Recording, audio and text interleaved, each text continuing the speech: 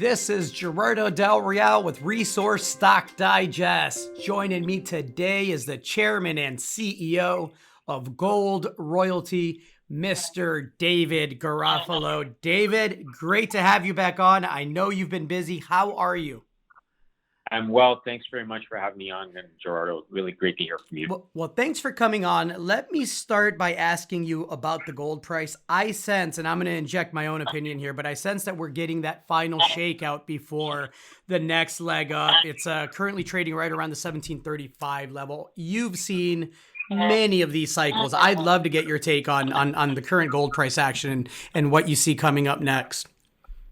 Well, all the fundamentals are in place for a sustained run in the gold price. In other words, lower interest rates, continued quantitative easing. What that means is obviously printing of more fiat currency. But what the market's been looking for is a catalyst. And perhaps this morning we've seen one with two of the biggest gold companies in the world announcing their merger, Agnico Eagle and Kirkland Lake. And that's generally been a precursor to a sustained run in the gold price. It generates generalist interest in the space. I'm optimistic that we're going to see more capital flow into the space as a result of this merger. And it's an existential necessity for companies to start to merge with each other. We've seen a 40% decline in reserves over the last 7 years. And if you're not finding it, you're going to have to buy it. And that means doing M&A. And I think what that'll do is sustain generalist interest in the space, both in terms of the physical commodity, but also in terms of the mining equities as well. You've made it very, very clear that you are laser focused on getting Gold Royalty cash flowing and building the business, right? How is that coming along? You had a release yesterday that I think just speaks to the velocity of growth within the company. How are things coming along on that front?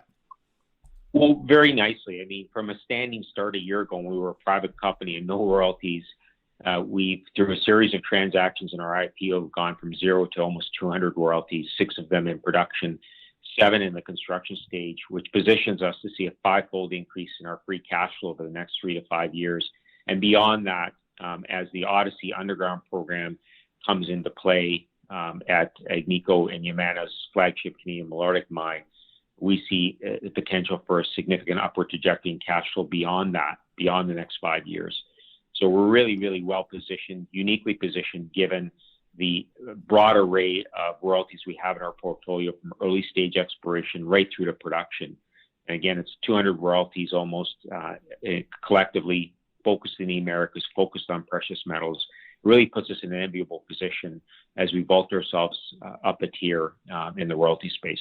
You mentioned the Odyssey exploration approach and success. They drilled, I think it was 77.9 meters of 7 grams per ton gold. And I think it was 6.1 grams per ton gold over 28.2 meters back in July. Obviously, when you're vetting these royalties, you're taking your time. You're not just coming in and picking up royalties for royalty's sake.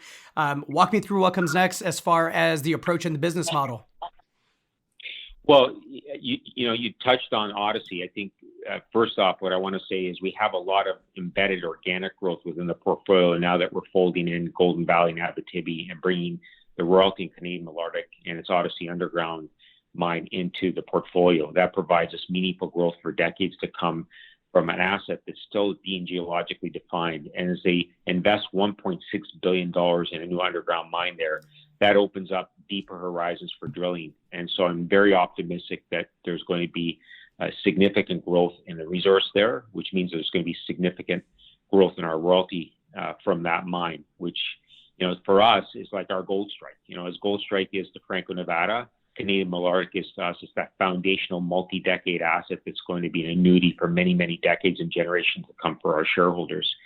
Beyond that, we've created critical mass. We're approaching $800 million of market cap on a pro forma basis from a standing start a year ago as a private company. That creates relevance, it creates scale, it reduces our cost of capital, which puts us in a very good position to compete for new royalty opportunities that continue to perpetuate what's an enviable portfolio. David, great work. I'm looking forward to an exciting Q4 in the gold space. I think you're spot on with the M&A being a precursor to more activity and higher prices here in the near to midterm. Thank you so much for your time today. Thank you.